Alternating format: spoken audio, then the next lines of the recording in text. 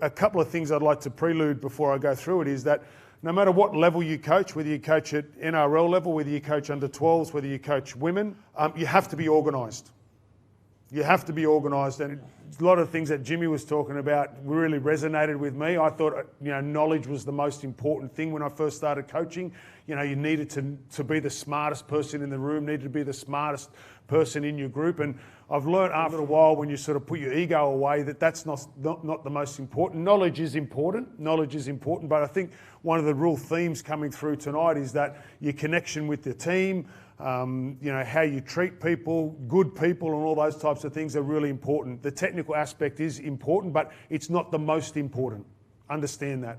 So don't lose sight of the fact that the guys that you're coaching, the girls that you're coaching at the moment, you've just got to give them the good fundamentals. Don't get bogged down on, we've got to have structure, we've got to have set pieces. There's an element of that somewhere along the line. It was great to hear Scando talk about that because, it's so important that the higher you go in our game, we need players that have really good fundamentals and fundamentals that hold up under pressure, okay? So we'll just get into a little bit, okay? Like I said, I'm going to talk about a little bit about defence. I like to break it up into a couple of areas. The first area is contact, okay? So obviously the tackling element, okay? So for you guys, you want to be able to teach them a couple of different types of tackles. You want the normal tackle over the ball, tackle around the legs, tackle side on. So it falls into lots of categories. So contact, is just the tackling element. Okay, how do I coach tackling? I like same foot, same shoulder, but I've got blokes in my team that don't tackle that way. They like to tackle the other way, so I adapt accordingly. Understand that there's more than one way to skin a cat. The other part is making sure you've got good ground control, okay? So once you've got them on the ground, how do you get off the tackle? How do you safely get out of the tackle? How do you get to marker? How do you get onside? What is your principle and philosophy about, who goes to marker, etc. So that's another element for us. The other part of defence is having your system, okay? So it might be as simple as having a straight line. That's as simple as it might be. When you get to our level, it's a little bit different. Do you talk about movement, you protect your inside shoulder, you protect your outside shoulder, but as long as you've got some kind of system, okay? So we'll go through some video stuff right at the end, okay? So we're going to talk about markers a little bit. I'm a big believer that is the most important place of defence because that's where it starts. And for example, our first marker always goes to the black dot, so there's no confusion yet there. So you might have a different system. You might have a system where the second marker tells the first marker where to go, okay? Or it might always go to the open side or whatever it may be. Effectively, that's our system. It's very simplistic.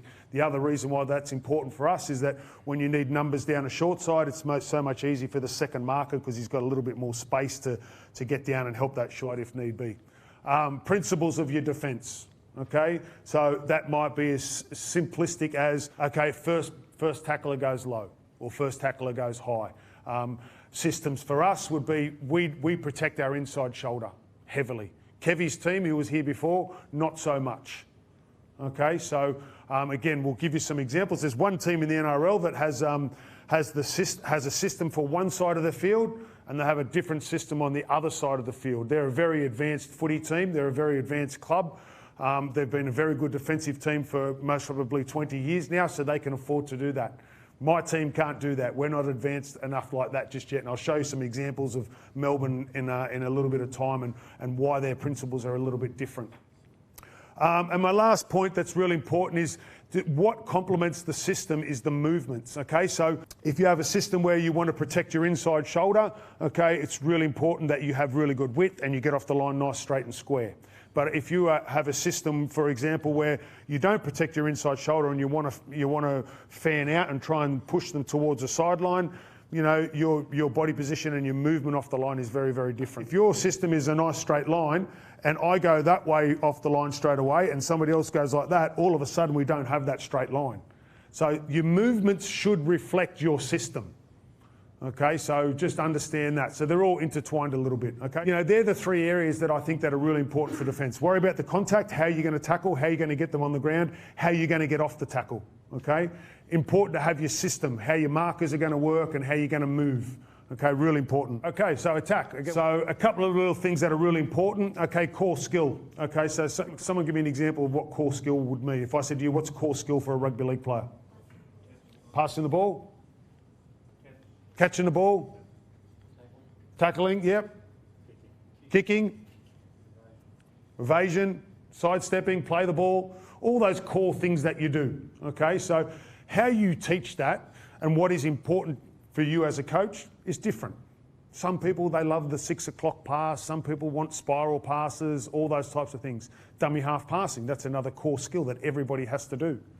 Okay, so don't lose sight of that. We do that every day. We pay blokes hundreds and hundreds of thousands of dollars and they still do passing every single day. They do play the ball most days. Specific skill. Okay, so what do I mean by that? Someone explain to me, what do I think by specific skill? Goal kicking is a good one, yep. Dummy half for, dummy half passing for hookers. Yeah, for hookers, okay. Catching kicks for wingers, for backs, fullbacks. Picking the ball up off the ground when it's been kicked along the ground, for outside backs. Communication for halves, that's a very good one, okay, very good one. Playing nice and straight and square. Advantage line running for forwards. You know, all those things that their bread and butter is. Okay. That's important, okay? And then your system and your style, okay? Your system and your style. So what do I mean? What do I mean by system and style when we're talking attack somebody? So you got a real big team, you know, you're most probably going to want to play through the middle third of the field a little bit, okay? And I've got 2 examples of 2 NRL teams that play yardage footy totally different, and I'm going to show you some examples of that and tell me what you see when you see that. If you've got a fast team, you might want to move the ball. If you've got a highly skilled team, you might want to encourage them to pass the ball a little bit more. Okay, that's important, okay? Any other points around system and style? Halves play both sides of the field, which is nice, isn't it? You know, too often I get halves that come to me, no, I'm a left-sided player. Oh, well, sorry, we're not looking for one of those. We're looking for one that can play both sides of the field. Okay, so, yep, that's important. Field position, how you play in yardage or coming out of your own end, is it different to how you're going to play down the other end of the field? Okay. If you want to add a little bit of structure, it might be from your set pieces, it might be from a tap. You might say, and Scando gave a great example, okay, we're going to just take 2 to the middle or to the near post, and then we're going to play what we see on the back of that, okay? Or what we'd like to do after that, I'd like the 7 to pass to the 6, okay? And then you can do what you like after that, okay? So, as I said, some yardage and some good ball, okay? So that's as deep as you most probably need to get. But like I said right at the start, don't lose sight of that and how important that is. Do not lose sight of that, please, okay? It's a strong message that's come from everyone tonight, and I'd just like to reinforce it there. The other things that are important in footy teams, and I just put them down as non-negotiables, they often refer to the effort areas of the game, okay? And you can implement these into your training, etc. Making sure every player goes to the cone, you know, or every player runs the 100 metres, not the 98 metres. That might be your non-negotiables, and that'll help your team develop a nice, good, strong culture. Okay, it might be that your other non-negotiables might be, okay, after training we all pick the gear up and we take it into the shed.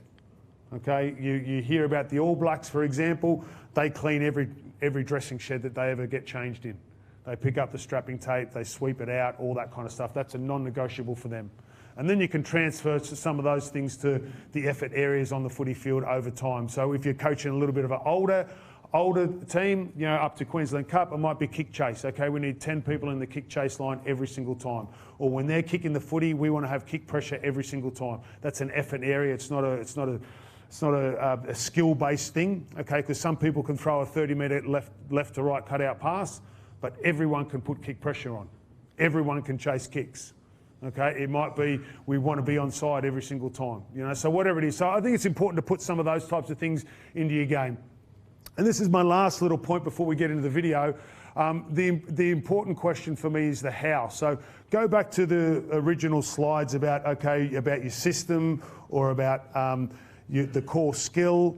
How are you going to coach it? That's the most important, okay? Find out what is important to you, and then how are you going to get to the end result? So we all want to talk about, we all want to be in the grand final at the end of the year. At our level, your level might be, for some of you guys, might be, okay, I want every single player in my team at the end of the year to be able to tackle a low tackle on their left shoulder and their right shoulder, and I want them to be able to dummy half pass left and dummy half pass right and kick with their dominant foot. So how am I going to coach that through the whole year? Keep referring back to the how, okay? And that was my original point right at the start about being organised, okay? That's where you want to get to. So how do I get there? That's really, really important to remember that, and keep referring back to that, because when you've got parents in your ear or you're losing games, if you're at a level where winning and losing is important, it's relatively important at my level, but not at the moment because we're losing, so I only make it important when we're winning, okay? That you refer to the how. How are we going to make the team better this week? How are we going to do that? So as coaches this week, it might have been, okay, we need to give them less information. Okay, and that's a hard thing for, I've got a head coach that's a high IQ in terms of rugby league, and he's big about education. So that's part of my job is to say, mate, maybe this is not the week about doing that. Okay, this is the week maybe about just, minimising the input of information. And again, to Jimmy's point, there's no point in having 10 kilos worth there if you've only got a 1 kilo bucket. Okay, and as coaches, you need to remember that sometimes. And sometimes it might be just the fun factor. Okay, you're getting it in the ear from the president, you're getting it in the ear from the parents, or you're getting it in the ear from the media if you're at that level. Don't lose sight of what you need to do to make sure the players and your team is ready to play next week. Okay.